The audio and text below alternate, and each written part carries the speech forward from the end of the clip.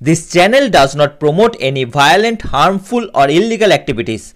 All content provided by this channel is meant for an educational purpose only.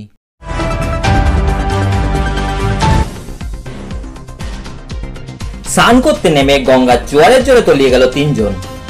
ঘটনাটি ঘটেছে হুগলির শ্রীরামপুর সুরকি ঘাটে। তিনজনের মধ্যে দুজন কিশোরী ও একজন কিশোর। পুলিশ সূত্রে খবর, তারা শ্রীরামপুর পৌরসভার 21 নম্বর ওয়ার্ডের শীতলাতলার বাসিন্দা। 17 বছর বয়সী নিশা রায়, 12 বছর বয়সী অঞ্জলি মাহাতো এবং 16 বছর বয়সী রোহন প্রসাদ এদিন দুপুরে শ্রীরামপুর সুরকি ঘাটে স্নান করতে নেমে জোয়ারের টানে তারা গঙ্গার জলের গভীরে তলিয়ে যায়। গঙ্গায় তলিয়ে যাওয়ার খবর পেয়ে পুলিশের বিপর্যয় মোকাবিলার দল ঘটনাস্থলে পৌঁছায়। স্পিড বোট নামিয়ে তল্লাশি শুরু হয়। অন্যদিকে এই দিন সকালে শেয়ারাফুলি নিস্তারিণী ঘাটে স্নান করতে নেমে তলিয়ে যায় হরিপালের এক যুবক। এ বিষয়ে শ্রীরামপুর পৌরসভার 21 নম্বর ওয়ার্ডের কাউন্সিলর শান্তনু গাঙ্গুলি ও রোহন প্রসাদের বাবা শ্রীরাম প্রসাদ জানান, 3 নাবালক নাবালিকা এদিন গঙ্গায় স্নান করতে নেমেছিল। 2 কিশোরী জোয়ারের জলে তলিয়ে যাচ্ছে দেখে রোহন ঝাঁপিয়ে পড়ে তাদের বাঁচাতে যায়। সে নিজেও তলিয়ে যায়। শেষ খবর পাওয়া পর্যন্ত 2 কিশোরীর মৃতদেহ উদ্ধার করা হয়েছে গঙ্গা থেকে। অন্যদিকে কিশোরের তল্লাশি চালাচ্ছে বিপর্যয় মোকাবিলা টিম। সেই সময়টা যদি এখানে কেউ ভেসে যায়, সেটা দক্ষিণ দিকে যাবে না, উত্তর দিকেই চলে যাবে।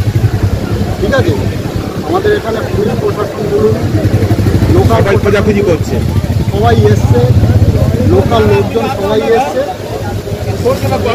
তাদের কিছু কোনোভাবেই খোঁজ পাওয়া যায়। কি মনে হচ্ছে এই ঘাটগুলোতে, গঙ্গার ঘাটগুলোতে স্নান করতে নামাটা একটা আতঙ্কের হয়ে যাচ্ছে? প্রায় অন্তত এই ঘাটটা খুব আতঙ্কের ব্যাপার।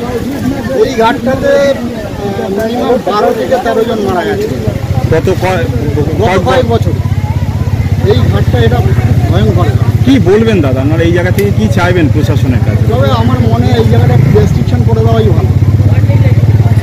আমার অনুরোধ যে এই জায়গাটা একটু রেস্ট্রিকশন করে দেওয়া ভালো। এই ঘাটটা বহুত খতরনাক। কি শুনলেন, কজন নিখোঁজ এখন অব্দি? 3 জন।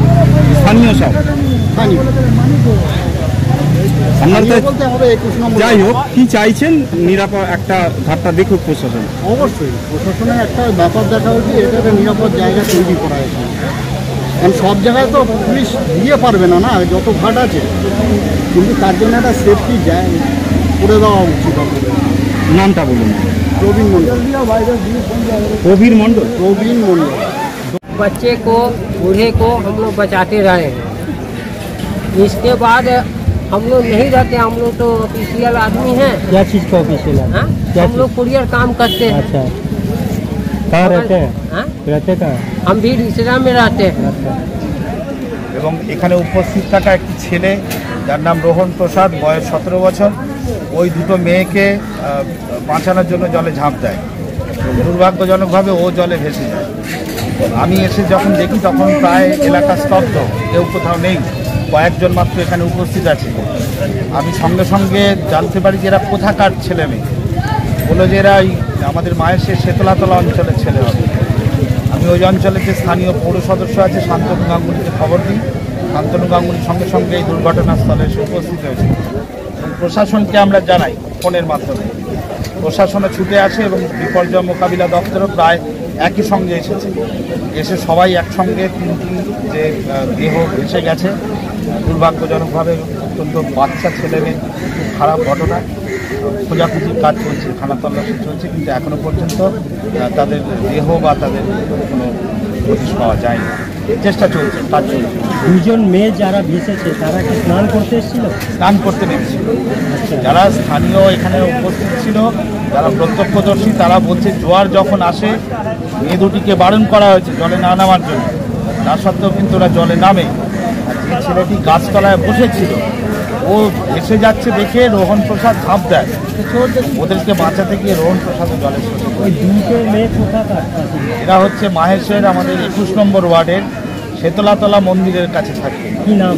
একজনের নাম নিশা রায়, আর একজনের নাম হচ্ছে অঞ্জলি মাহাতো। আপনার নাম? আমার নাম দেবাশিস ভট্টাচার্য।